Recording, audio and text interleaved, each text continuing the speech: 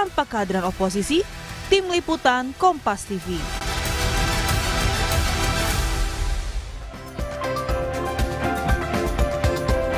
Saudara, usai menerima amnesti dari Presiden Prabowo kepada mantan Sekjen PDIP Hasto Kristianto, Ketua Umum PDIP Megawati Soekarno Putri bilang partainya tidak dalam berada posisi atau koalisi.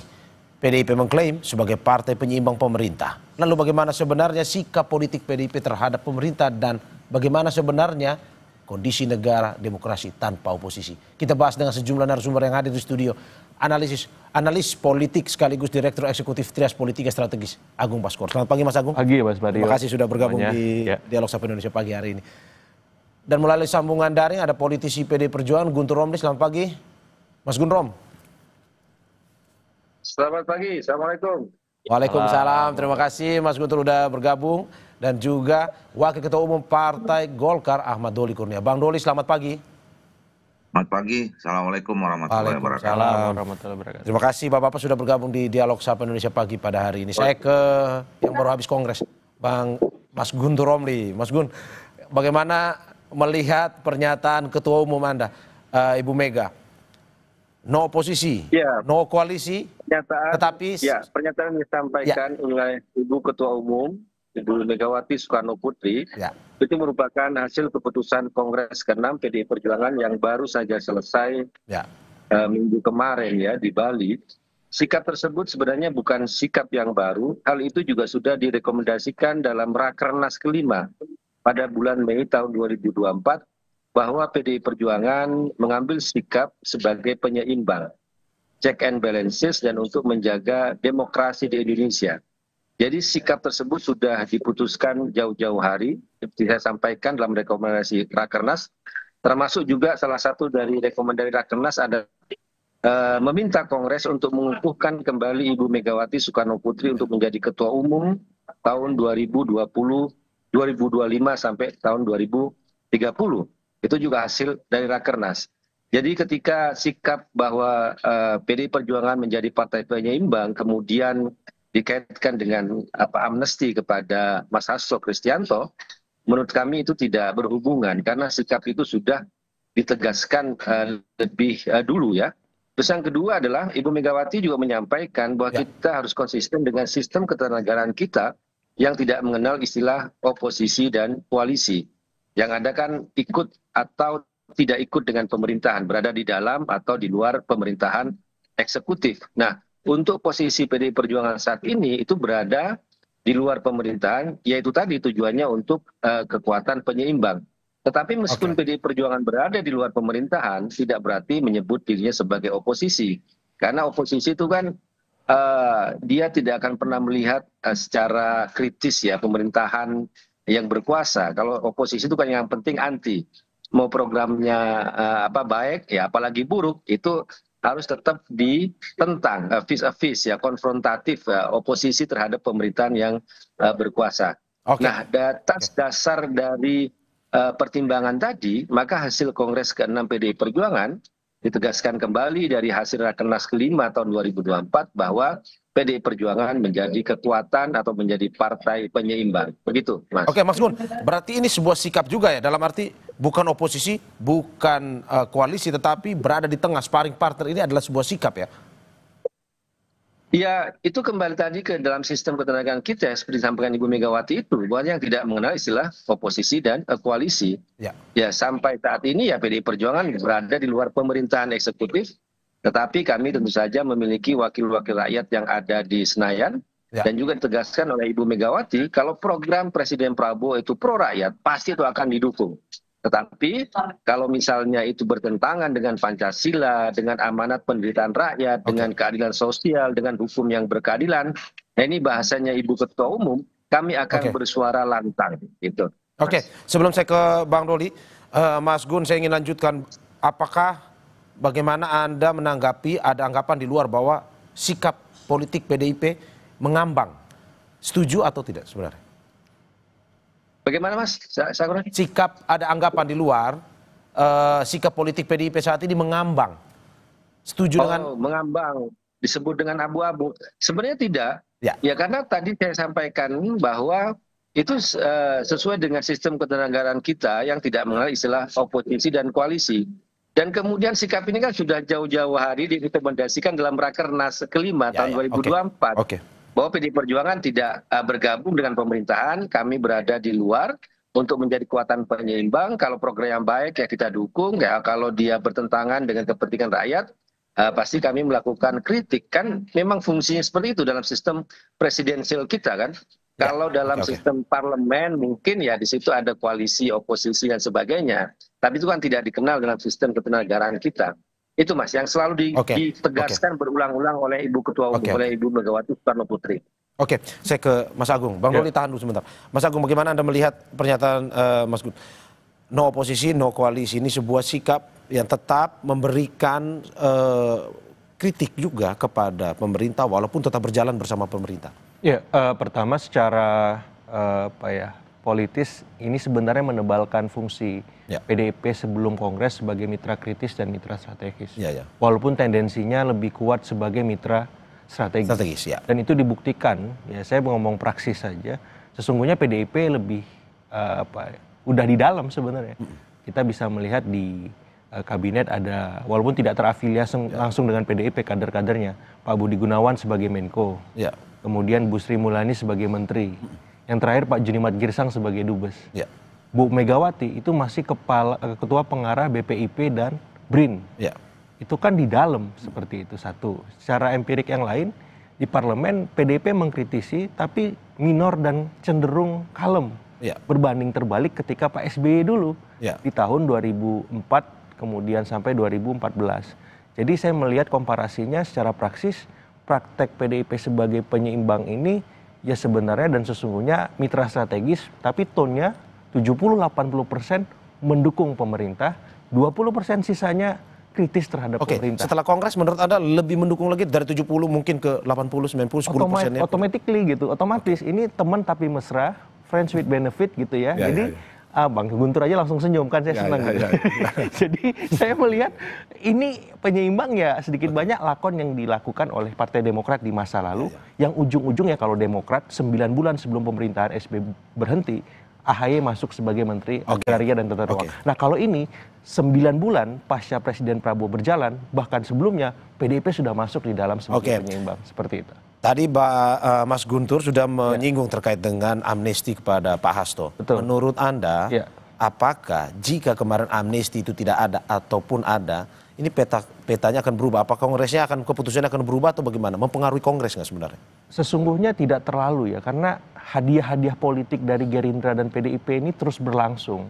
Ya dari awal misalkan tatip DPR, MPR tidak diotak-gatik sama Pak Prabowo dan koalisi, itu kan hadiah juga Mbak Puan jadi ketua DPR. Sampai pada momen amnesti diberikan kepada Mas Hasto, juga ini sebuah momen luar biasa sebagai bentuk penghargaan Presiden Prabowo bahwa ya kalau kita beroposisi ataupun sebagai penyeimbang ya kami menghormati itu, sama-sama mulia ini. Tapi ini kan menurut saya luar biasa apresiasinya karena mengguncang nalar semua analis dan mungkin sebagian kalangan bahwa kok begini ya tiba-tiba ada tidak pernah mengira ya, tidak pernah mengira ada amnesti bahkan abolisi seterusnya. Jadi saya melihat bahwa relasi antara PDIP Gerindra, PDIP dengan koalisi pemerintahan bahkan presiden ya sejauh ini ya tadi teman tapi mesra, hangat, intim, dalam, dan kita akan menunggu apakah habis amnesti dan abolisi ada reshuffle yang menambah kader-kader utama atau bahkan non kader masuk lagi ke kabinet. Tinggal nunggu apakah menterinya bertambah,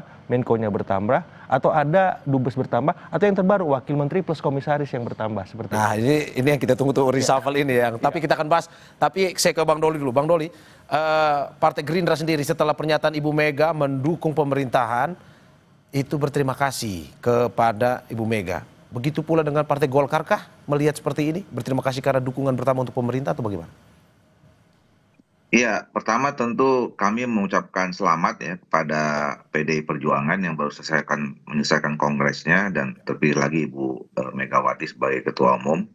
Yang kedua, saya kira apa yang menjadi keputusan Kongres dan juga apa yang disampaikan dalam pidato Bu Mega itu sesuatu yang menurut saya sudah on the track ya. Kenapa? Tadi sudah dijelaskan juga oleh Pak Guntur bahwa kita ini kan menganut sistem pemerintahnya sistem presidensial gitu. Jadi kita tidak mengenal istilah oposisi dan koalisi. Jadi tadi ditegaskan ya dalam kongres itu bahwa memang kita sistemnya ada sistem pemerintahan presidensial. Nah, posisi-posisi yang ada dalam sistem presidensial itu adalah pertama di luar atau di dalam pemerintahan. Yang kedua, nah ini yang menarik saya kira ya, dan ini istilah penyeimbang ini kan dulu pernah juga terjadi di tahun 2004 gitu ya, 2009. Jadi ada kekuatan penyimbang pemerintah. Nah ini saya kira bagus ya buat perjalanan pemerintahan kita. Dan yang berikutnya adalah kita sama-sama juga tahu karakteristik teman-teman atau saudara-saudara kita di PDIP gitu, yang memang lalu sangat kritis. Jangankan di luar pemerintahan, di dalam pemerintahan pun kita lihat dalam 10 tahun terakhir ini ya tingkat kekritisan teman-teman itu juga tidak tidak hilang gitu. Jadi saya kira ini sesuatu yang bagus dan baik di dalam pemerintahan kita, dan saya kira kami memberikan apresiasi, penghormatan, karena keputusan partai itu kan adalah kedaulatan masing-masing partai politik ya, mau dimanapun posisinya, mau di dalam mau di luar pemerintahan, seperti yang saya sampaikan itu sama mulianya ya, selama ini untuk semuanya kembali kepada kepentingan bangsa dan negara serta rakyat Indonesia. Oke, Bang Doli, tapi bagaimana kita memaknai sebagai partai koalisi misalkan, dalam arti bahwa Golkar selalu identik dengan partai yang mendukung pemerintah.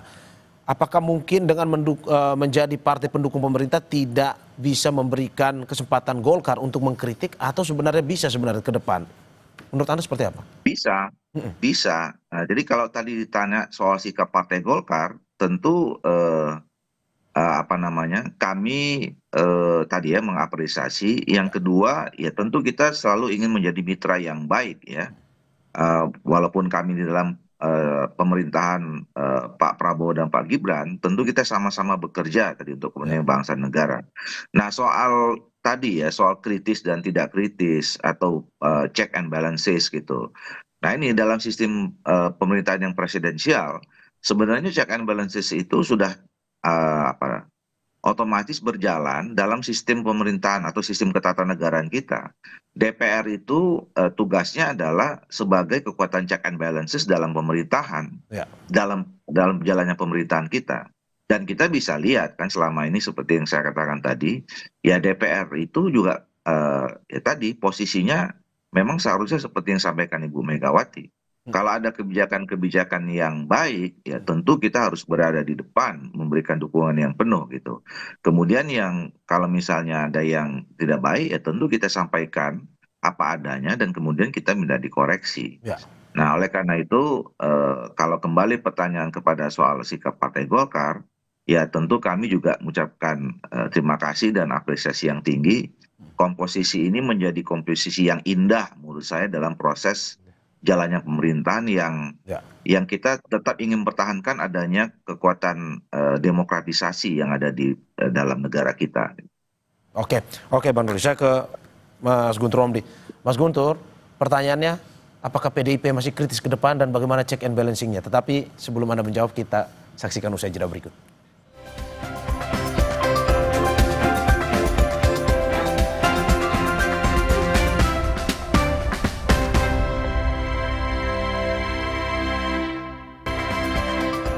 Terima kasih masih di Sapa Indonesia Pagi bersama saya Mario Saron dan sejumlah narasumber saya. Ada analis politik sekaligus Direktur Eksekutif Trias Politika Strategis Agung Baskoro, melalui sambungan daring politisi PD Perjuangan Guntur Romli dan Wakil Ketua Umum Partai Golkar Ahmad Doni Kurnia.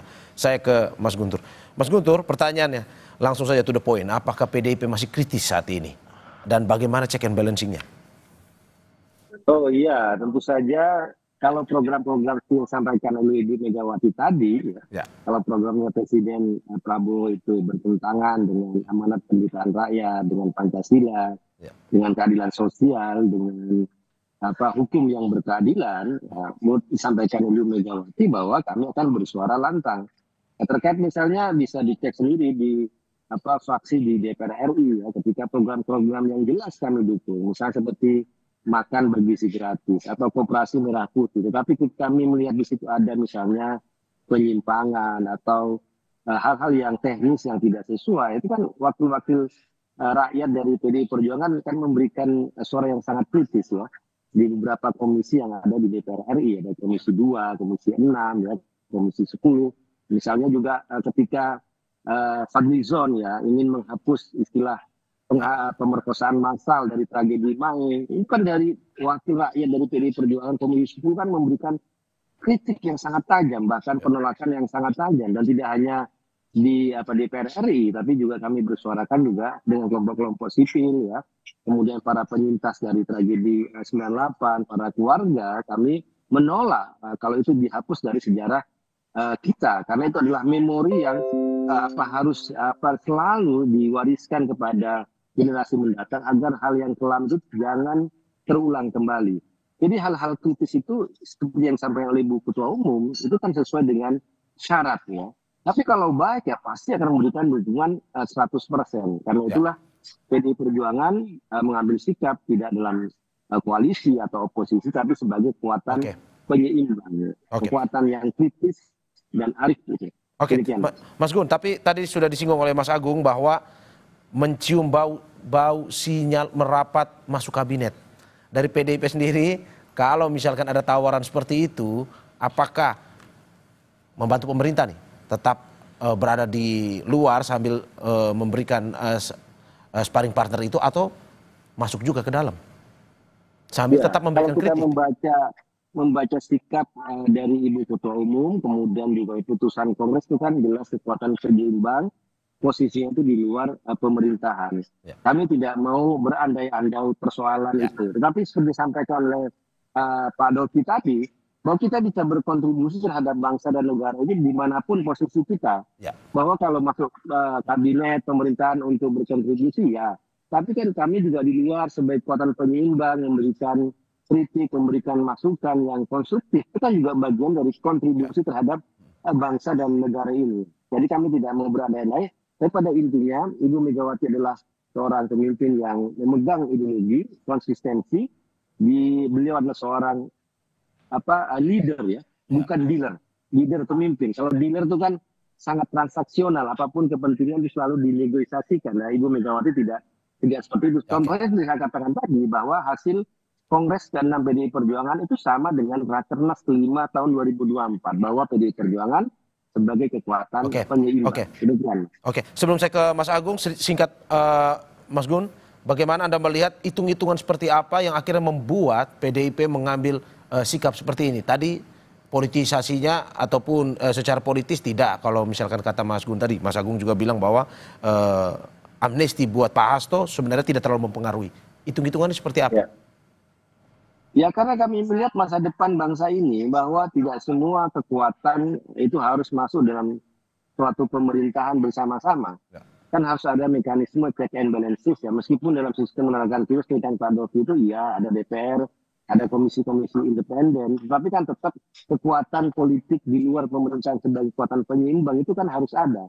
Karena kalau itu semua kekuasaan itu berpusat kemudian bersatu, ini kan disebut dengan oligarki kekuasaan, ini kan berbahaya. Bahwa kekuasaan tanpa ada penyeimbang jelas bahwa power tend to corrupt and absolute power corrupt absolutely. Corrupt absolutely. Itu jelas bahwa kalau sampai kekuasaan sangat berpusat ya, itu bahaya sekali, bisa merusak itu kan dari itu. Saya ke Mas Agung. Mas Agung, kalau Anda melihat tadi hitung-hitungan politiknya seperti apa? Juga misalkan suara akar rumput menjadi penentu dalam keputusan PDIP untuk bisa pada akhirnya menjadi sparring partner ketimbang oposisi full. Koalisi full. Iya, persis Mas. Karena DNA PDIP ini kan sebenarnya ketika sudah kalah Pilpres, dia di luar sebagai oposisi. Biasanya begitu. Dan dalam beberapa hal saya melihat posisi penyeimbang ini kalau bicara dalam kasus dan konteks Demokrat itu sebenarnya banyak dirugikan. Dan PDIP sebenarnya sedikit banyak sudah menapaki kerugian itu ketika di Pilpres kemarin terhimpit dengan dua narasi besar. Perubahan dan keberlanjutan. PDIP di tengah, perbaikan. Dan di tengah ini nggak enak nih, dihimpit dua-duanya. Demokrat kemarin juga sebagai penyeimbang juga akhirnya suara di Pileg itu turun. sangat drastis ya, akhirnya stagnan di 7-an persen. Nah, saya khawatir kalau misalkan PDIP mengambil posisi penyeimbang ini tanpa memikirkan 2029, konsekuensinya akan dalam gitu. Ada kekhawatiran kemarin PDIP dalam tanda petik diancam 7% misalkan. Itu bisa saja terwujud tapi tidak sepenuhnya, mungkin tidak 7%, mungkin ya volatilitas suara kesini kan semakin stabil, bisa jadi turun ya maksimal 3-4%. Kalau misalkan tidak dalam posisi yang tegas dan jelas sebagai misalkan ya oposisi atau koalisi ataupun koalisi dalam tanda petik. Anda mau bilang bahwa sparring partner ini justru membahayakan PDIP untuk di 2029 nanti maksudnya? Persis, karena dalam banyak tadi temuan Demokratnya turun suaranya. PDIP kemarin di Pilpres di tengah sebagai membawa narasi perbaikan juga nggak menang capresnya seperti itu. Karena DNA PDIP ini ya jelas tuh, tegas. Kalau nggak di dalam, di luar. Di tengah-tengah ini biasanya Bang Doli yang nyaman nih, atau Demokrat ya. Jadi apa ya istilahnya ya sambil mengayun lah, berselancar di antara dua karang gitu ya. Ya PDIP nggak gitu karakternya yang saya tahu, tapi mungkin karena situasi dan kondisi hari ini ya itu bisa saja berubah kan, menyesuaikan. Tapi ini bisa jadi masukan juga bahwa posisi ini tidak ideal buat grassroots dan basis laten PDIP yang selama ini melihat PDIP itu seterang matahari terbit sikapnya. Oke, saya ke Bang Doli. Bang Doli, bagaimana kalau dari Golkar sendiri? Apakah memang hitung-hitungannya akan seperti apa kalau misalkan untuk mengambil sikap pada akhirnya mungkin tiba-tiba secara drastis Golkar memilih untuk oposisi atau Golkar memilih untuk menjadi penyeimbang seperti PDIP? Apakah memang menghitung hitung-hitungan politik di 2029 atau juga mendengar dari akar rumput atau seperti apa Golkar ini? Iya, kalau Golkar sekali lagi sebenarnya tidak pernah di tengah. DNA-nya Golkar atau karakteristik Golkar itu selalu berada di dalam pemerintahan. Ya. Kami adalah partai yang berdoktrin pembangunan ya, karya kekaryaan gitu. Jadi selalu kita ingin sangat terlibat dengan program-program pemerintah ya, secara langsung karena memang kami dilahirkan dengan DNA seperti itu. Nah, dan dan itu memang kami tunjukkan beberapa kali dalam perjalanan pemerintahan di bawah kepemimpinan presiden siapapun gitu. Nah, jadi memang selalu dalam posisi seperti itu. Nah, makanya saya katakan tadi ketika saudara-saudara kita di PDIP dalam mengambil posisi seperti ini, ya ini sudah on the track di dalam DNA-nya masing-masing. Ya, jadi nah kalau kita lihat pengalaman juga sebetulnya mungkin koreksi sedikit, ya kita belum tahu juga sebetulnya apa yang akan terjadi pada next pemilu dan seterusnya. Kalau kita lihat dalam posisi PDIP misalnya, ya kemarin di 2014-2019 ya, di dalam posisi sebagai kekuatan penyeimbang juga. Jadi saya selalu menggunakan lebih tepat di Indonesia ini ya kekuatan penyeimbang atau kemudian berada atau di luar di pemerintahan ya. Karena juga kita kalau menegaskan dalam posisi yang di oposisi ya, satu memang secara teori tidak ada, yang kedua juga sebetulnya dalam prakteknya nggak oposisi amat juga sebetulnya. Jadi yang paling penting itu adalah kita objektif saja ya.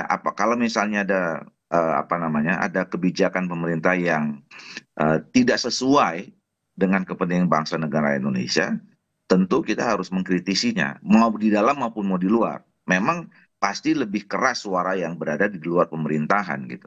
Tetapi saya kira kita juga melihat ada program-program yang baik, walaupun selama ini PDI menyatakan posisinya dulu seperti waktu zamannya Pak SBY di luar, tapi atau menyatakan oposisi sekalipun pada saat itu ya. Tapi kalau ada kegiatan yang bagus, mereka teman-teman ini dukung juga, gitu. Nah, itu memang itu yang tepat menurut saya. Gitu. Oke, saya ke Mas Gun. Mas Gun, tadi ada analisis bahwa dengan posisi seperti ini, seperti tidak menguntungkan sebenarnya bagi PDIP untuk 2029. Tanggapan Anda seperti apa? Ya kalau kita melihat perjalanan sejarah dari PDI Perjuangan tahun 2004-2009, itu kan juga menjadi kekuatan penyeimbang, tetapi kan pada tahun 2014 suara PDI Perjuangan itu kan naik ya. Meskipun dalam posisi dia berada di luar pemerintahan.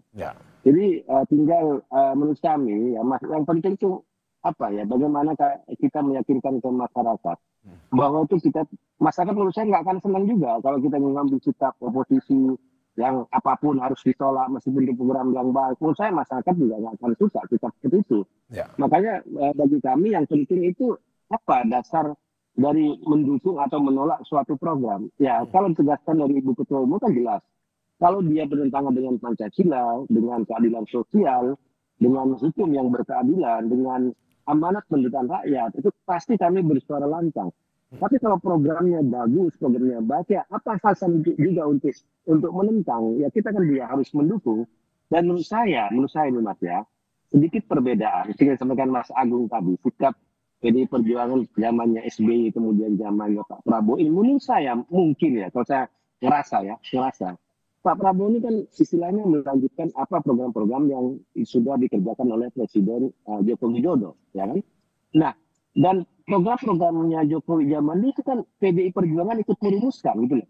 Jadi ketika cuma masalahnya kadang-kadang yang sering terjadi itu kalau hal-hal yang baik itu diambil oleh Jokowi, tapi kalau ada yang negatif itu dilemparkan ke PDI Perjuangan. Itu kan yang nggak fairnya kalau kita melihat. Nah, kita lihat sekarang Mas, program-program apa yang menjadi dijalankan oleh Presiden Prabowo itu kan melanjutkan dari hal-hal yang sebelumnya.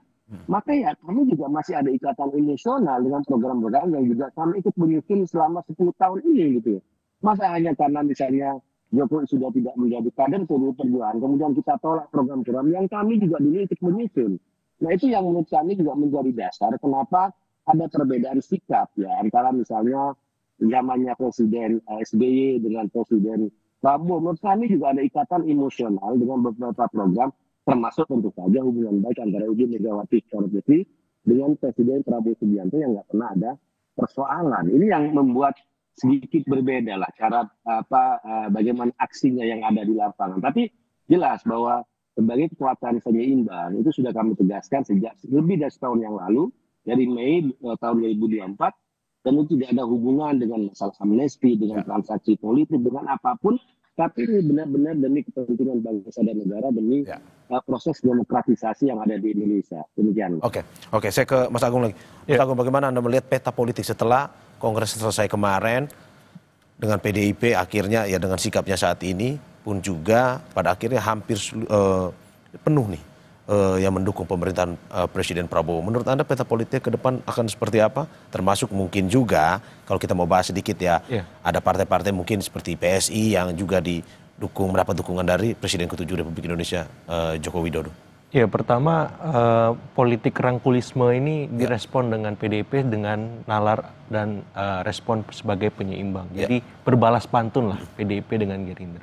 Dan di saat yang sama nalar penyeimbang ini juga dimainkan oleh Presiden Prabowo supaya balancing of power itu bisa terbentuk di semua poros-poros kekuasaan di Cikeas, Teguh Umar, Solo, ya mungkin Cendana dan Ciganjur dan poros lain Lebak Bulus kita ungkapkan karena ada Tom Lembong yang dibebaskan semacam itu. Jadi saya melihat balancing of power itu terjadi dan sekaligus membantah isu matahari kembar yang selama ini mengemuka bahwa presiden diatur oleh satu orang, dua orang dan tertentu dan sekarang itu lama-lama terkikis habis bahwa orkestrator utama sekarang adalah Presiden Prabowo.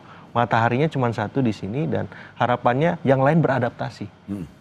Yang Solo ya kesel boleh tapi harus beradaptasi. Cikeas nggak nyaman ya harus beradaptasi.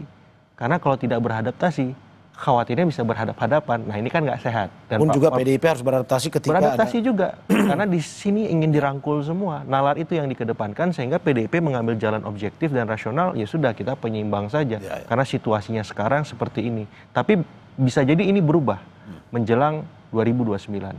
Biar bagaimanapun partai pemenang pileg nggak mungkin nggak punya capres Bang Guntur ya.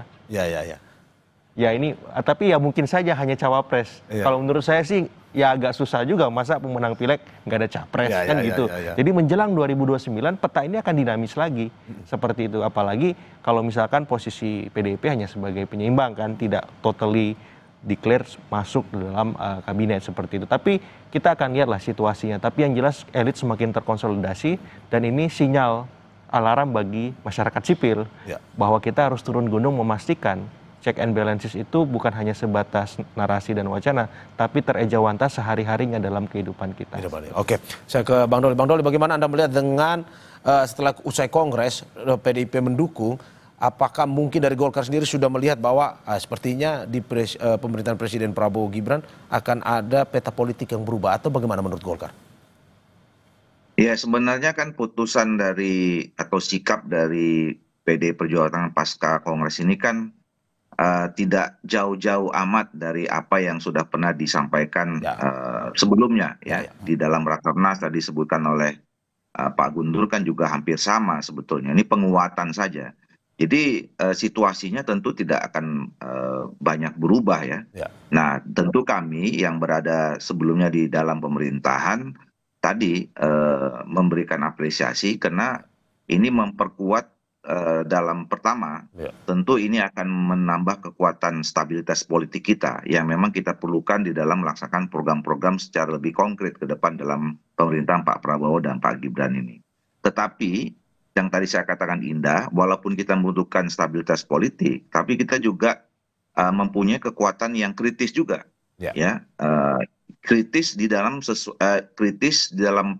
konteks konstitusional dan sistem ketatanegaraan kita yang tadi presidensial itu. Jadi walaupun misalnya tidak berhadapan gitu ya, tapi ada kekuatan kritis yang memang sesuai dengan sistem pemerintahan presidensial kita. Itu yang saya kira bagus dan baik, tentu kita ini akan jaga. Oke, saya ke Mas Gun. Mas Gun, katanya harus banyak beradaptasi juga kalau memang mendukung pemerintah nih. Apa adaptasi yang mungkin akan dilakukan PDIP mendukung pemerintah pun juga kritis terhadap program-programnya?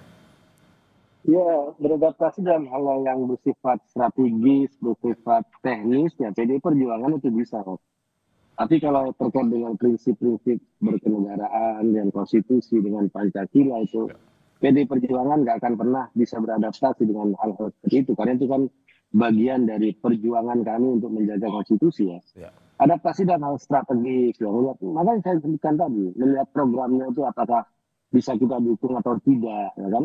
Jangan asal beda, jangan asal menolak. Itu kan masyarakat nggak suka, orang nyinyir gitu kan. Ini program bagus gitu, tapi dinyinyirin, masyarakat nggak suka. Makanya kami juga melihat secara lebih arif lah, lebih kritis. Mana sih yang perlu kami dukung, tapi mana yang harus kita kritisi bersama-sama. Nah di situ PDI Perjuangan ingin memainkan posisi strategis tersebut ya. Tapi itulah yang kami bisa lakukan sebagai bagian dari panggilan sejarah dari PDI Perjuangan. Kami pernah berada di luar pemerintahan, kami pernah berada di dalam pemerintahan, dan segala risiko itu harus dihadapi, dan kami sudah belajar dari masa lalu terkait pilihan-pilihan politik tadi. Oke, berarti Mas Gun, berarti tidak terlalu jauh berbeda ya sebenarnya dengan pemerintahan Pak SBY waktu itu ya. Maksudnya dalam arti tetap ada check and balancing-nya tetap jalan walaupun berada di luar waktu itu. Sebenarnya tidak berbeda, karena kami sampai sekarang masih di luar. Ya mungkin dari gayanya saja yang berbeda. Seperti disampaikan tadi bahwa ada hal yang sangat ikatan emosional dengan beberapa program, dengan pribadinya Presiden Prabowo Subianto dengan Ibu Ketua Umum, itu yang membuat mungkin gayanya saja yang berbeda. Tapi pilihan kami di luar pemerintahan itu sama, Mas. Tetap menjadi kekuatan penyeimbang begitu. Oke, Mas Agung, bagaimana Anda melihat ini, bahwa apakah memang untuk menjadi penyeimbang ini hanya PDIP yang bisa, sedangkan partai lain mungkin ya kesusahan juga kalau menjadi penyeimbang, atau sebenarnya partai lain juga mungkin punya kesempatan yang sama, kemampuan yang sama untuk bisa menjadi penyeimbang seperti PDIP? Ya politik etisnya, karena partai-partai yang masuk ke dalam kabinet ini sudah banyak dapat jatah, Mas. Ya, dan mereka ada di posisi di mana kebijakan itu dibuat. Jadi kalau mereka mau berselancar untuk ya tadi ya memilih sebagai penyeimbang dalam artian mengkritisi juga di program yang mereka buat sebagai misalkan menteri, wakil menteri dan seterusnya, agak ambigu seperti itu. Tapi kalau mungkin di luar program yang mereka buat, partai lain yang membuat bisa saja dikritisi seperti itu. Karena ya ini kan hal wajar supaya program itu semakin baik dan sempurna. Dan dalam posisi ini ya PDIP lebih diuntungkan. Karena dia bisa bermain di area manapun, arena manapun. Di eksekutif ya dapat jatah, tapi juga bisa mengkritik. Di legislatif bisa mengkritik, tapi juga ada gonogini dalam tanda petik semacam itu. Jadi sebenarnya di level kekuasaan PDIP diuntungkan, tapi di level grassroots tunggu dulu. Ya publik tidak melihat pembeda, khawatirnya dengan partai-partai yang ada di kekuasaan, karena PDIP tadi sikapnya yang selama ini terang dan jelas itu kini abu-abu, kini lebih banyak setujunya misalkan ketimbang tidak setujunya. Nah ini kan publik yang selama ini menjadi basis konstituen PDIP juga butuh beradaptasi melihat sikap PDIP yang baru ini, dan harapannya ini juga bisa membuat semua pihak menjadi lebih dewasa dalam berpolitik, bahwa semua hal dinamis, kadang beda kadang sama, ya publiknya juga jangan baper gitu. Sehingga apa, demokrasi kita semakin berkualitas. Oke, seperti itu. Bang Doli, terakhir, apa sama-sama partai senior, apa mungkin yang Anda bisa sampaikan terkait dengan PDIP ini ketika ingin bergabung, apa yang perlu dilakukan? Tetaplah kritis, tetaplah memberikan apa ya, kritik-kritik yang membangun bagi pemerintah, atau bagaimana sebenarnya ketika PDIP sudah memberikan pernyataan bahwa tetap mendukung pemerintahan Prabowo? Ya tentu semua partai politik harus dalam posisi yang sama ya. Sebagai partai politik ya, bahwa kalau ada kebijakan pemerintah yang baik gitu ya, kita akan dukung bukan hanya 100%, 1000% gitu. Tetapi kalau sudah ada program-program atau visi yang sudah menyimpang dari tadi, dari kepentingan bangsa, negara, dan rakyat kita, ya tentu kita sama-sama mengkritisinya gitu. Nah ini yang saya kira posisi sama bukan hanya PDI dan Golkar, tetapi juga sama partai-partai politik yang lain. Dan jangan lupa saya kira bahwa rakyat kita semakin hari semakin cerdas, semakin melek politik gitu ya. Jadi kalau kita salah-salah menangkap aspirasi dan kepentingan rakyat, tentu partai politik atau kita sendiri yang akan mengalami kerugian, kira-kira begitu. Oke, Bang Guntur, terakhir terkait dengan apa yang menjadi sikap PDIP seperti ini, apa yang mungkin saja yang ingin dikritisi ke depan terkait dengan program-program pemerintah dan bagaimana bisa sama-sama membangunnya itu? Ya, kalau kami kan tetap ingin menjaga proses demokratisasi, check and balances di Indonesia ini agar kekuasaan itu kan tidak terpusat kepada suatu partai atau suatu sistem saja. Ini bisa menjadi alarm yang berbahaya ya, bagi masa depan kalau hilangnya check and balances. Makanya PDI Perjuangan mengambil sikap itu, ya karena juga sesuai dengan sistem kenegaraan kita. Dan itu juga bisa disebut dengan oposisi. Kami sebagai kekuatan penyeimbang, kalau program itu baik, ya kami dukung. Kalau program itu bermasalah, tentu kami akan memberikan masukan dan kritik-kritik yang juga tajam. Ya contohnya misalnya tentang RUU Pilkada ya. Tahun lalu yang kami juga ikut memberikan penolakan dan kritik yang sangat tajam, dan itu juga didengar, kemudian digagalkan. Itu kan salah satu contoh bagaimana kami mengambil sikap yang tegas. Atau kami juga memberikan koreksi-koreksi terhadap kebijakan-kebijakan pemerintah. Jadi kami benar-benar ingin melihat sikap politik ini berdasarkan pertimbangan-pertimbangan yang kami bangun dari logika-logika dan juga data-data yang valid. Jadi bukan asal beda, asal mendukung, tapi benar-benar berdasarkan kepentingan rakyat di atas segala-galanya. Begitu, Mas. Oke, terima kasih politisi PD Perjuangan Guntur Romli atas apa yang disampaikan. Sebelumnya ada Wakil Ketua Umum Partai Golkar Ahmad Doli Kurnia dan juga Direktur Eksekutif Trias Politika Strategis Agung Baskoro. Terima kasih Bapak-Bapak apa yang disampaikan, semoga bisa memberikan masukan kepada negara. Yang penting sama-sama membangun negara ini. Terima kasih sekali lagi, sehat-sehat selalu.